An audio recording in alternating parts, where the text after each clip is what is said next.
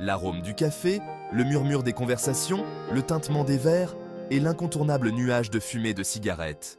C'est la scène typique que l'on retrouve dans d'innombrables cafés et brasseries à travers la France, où les terrasses sont depuis longtemps un refuge pour les fumeurs. Mais ce tableau familier pourrait bien bientôt appartenir au passé. La Commission européenne, dans sa quête de créer une génération sans tabac, a jeté son dévolu sur le tabagisme en extérieur, exhortant les États membres à écraser les cigarettes sur les terrasses. Cette proposition a déclenché une véritable tempête en France, un pays réputé pour sa culture du café et sa relation ambiguë avec le tabac. Abonnez-vous, aimez et partagez pour rester informés sur ce sujet brûlant.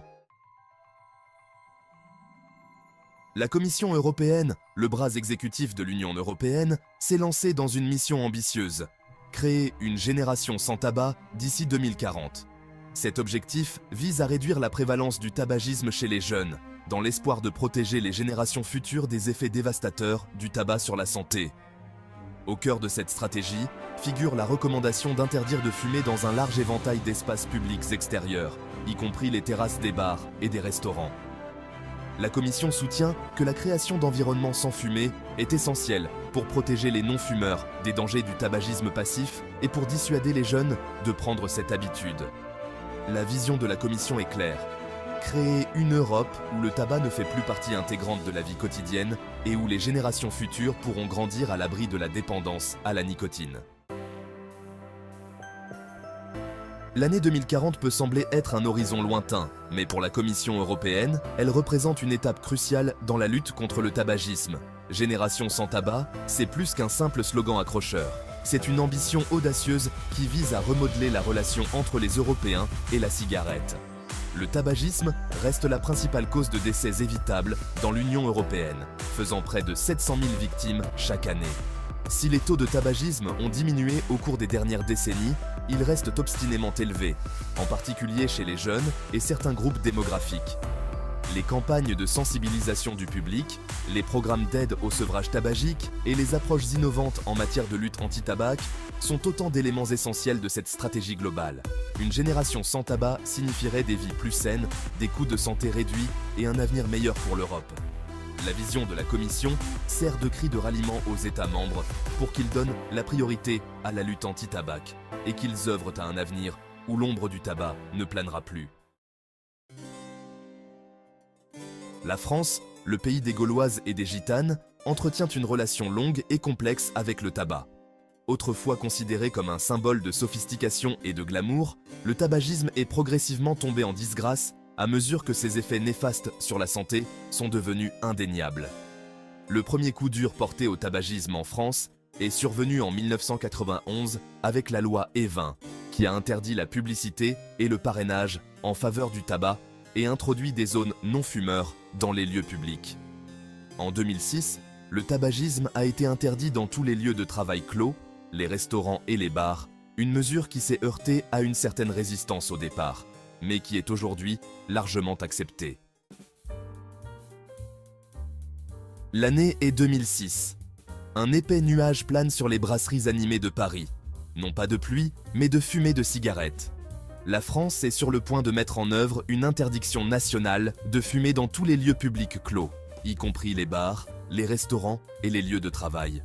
Les propriétaires de cafés craignent la ruine économique, prédisant que les clients vont déserter leurs établissements. Certains fumeurs dénoncent une atteinte à leur liberté individuelle, déplorant la perte d'un rituel qui leur est cher. Aujourd'hui, les intérieurs enfumés des cafés parisiens semblent n'être qu'un lointain souvenir.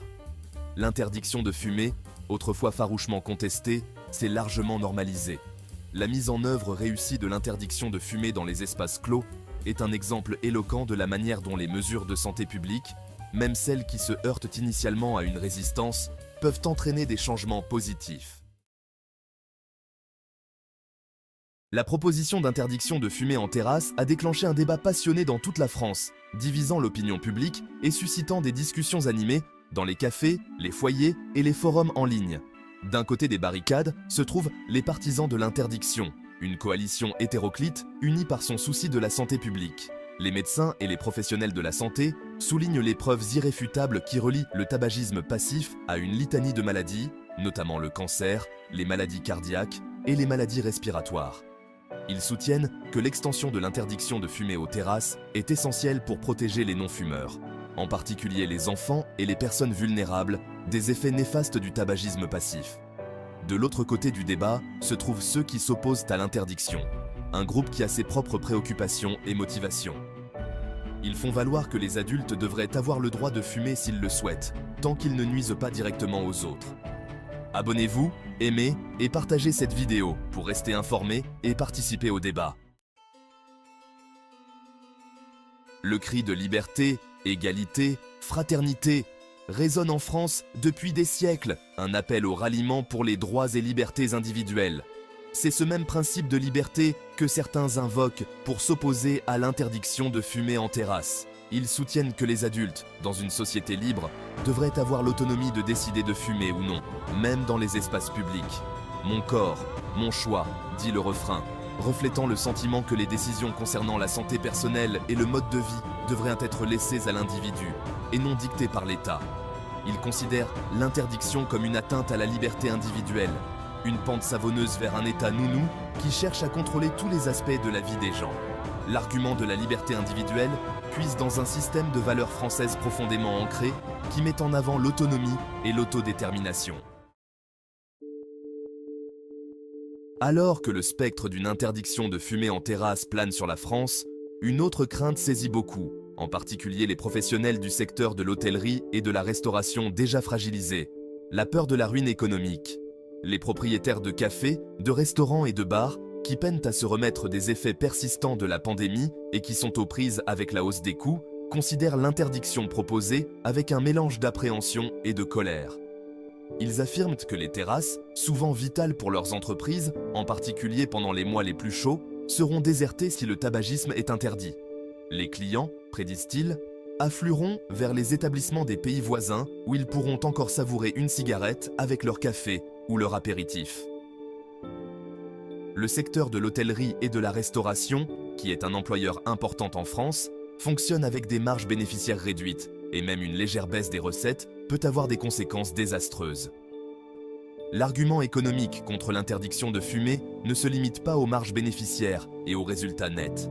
Il s'agit de moyens de subsistance, de communauté et de l'importance culturelle des cafés et des restaurants dans la société française.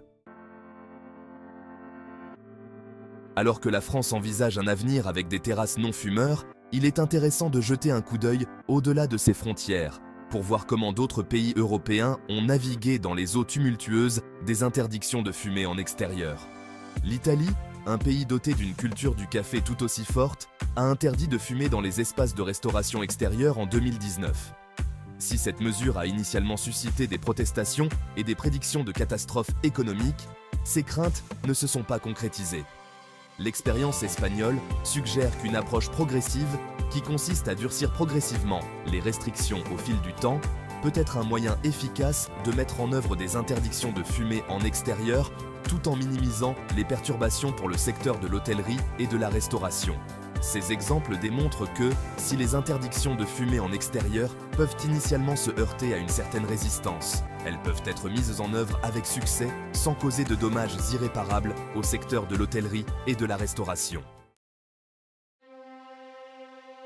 Au milieu des débats passionnés et des intérêts divergents, une vérité fondamentale reste primordiale: la santé publique. La volonté de la Commission européenne de créer des environnements sans fumée, y compris les terrasses, est motivée par un engagement profond à protéger le bien-être de tous les citoyens, fumeurs et non-fumeurs. L'Organisation mondiale de la santé estime que le tabagisme passif tue plus de 1,2 million de personnes chaque année dans le monde. Une statistique qui donne à réfléchir et qui souligne l'urgence de s'attaquer à cette crise de santé publique. L'exposition à la fumée du tabac, même pendant de courtes périodes, a été associée à un risque accru de maladies cardiaques, d'accidents vasculaires cérébraux, de cancer du poumon et d'une foule d'autres affections. Les enfants, avec leurs poumons et leur système immunitaire en développement, sont particulièrement vulnérables aux effets toxiques du tabagisme passif. L'interdiction de fumer en terrasse, bien que peut-être gênante pour certains, est une étape nécessaire pour remplir cette obligation fondamentale. Alors que la France est aux prises avec la recommandation de la Commission européenne d'interdire de fumer en terrasse, elle doit faire face à un exercice d'équilibriste difficile. D'un côté, l'impératif de protéger la santé publique, de réduire le fardeau des maladies liées au tabac et de créer un environnement plus propre et plus sain pour tous les citoyens. De l'autre, des préoccupations légitimes concernant la liberté individuelle, la santé économique du secteur de l'hôtellerie et de la restauration, et l'érosion potentielle d'un aspect cher à la culture française. Le gouvernement français doit soigneusement peser les avantages potentiels d'une société sans fumée par rapport aux coûts perçus, en tenant compte des données scientifiques, des réalités économiques et des points de vue divers de ses citoyens. Alors que la France se penche sur cette question complexe, elle a l'occasion de montrer la voie en créant un avenir où la santé publique et les libertés individuelles peuvent coexister, où l'air est plus pur et où les joies de la culture des cafés peuvent être appréciées par tous. Abonnez-vous, aimez et partagez pour plus de contenu sur des sujets importants comme celui-ci.